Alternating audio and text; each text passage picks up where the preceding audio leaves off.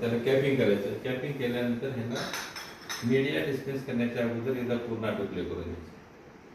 म्हणजे जेणेकरून ह्याच्यामध्ये जे काही मायक्रो ऑर्गॅनिझम आहेत, समजा ह्याच्या सरफेसवरती आतल्या बाजूला किंवा ह्याच्यामध्ये जी हवा आहे हवेतले, तर ते सगळे झाले.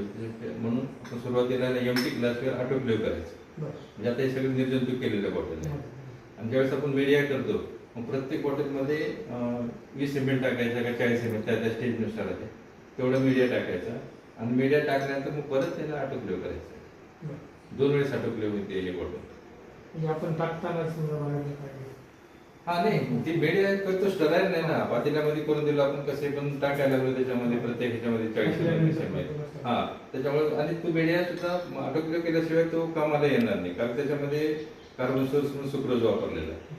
जर तुम्ही तसंच हे केलं, टेम्परेचर वाढून हे ते काही ते नाही, त्याचं प्रोटोकॉल फिक्स आहे. 121 डिग्री टेम्परेचरला 20 मिनिटच ठेवावं लागतं.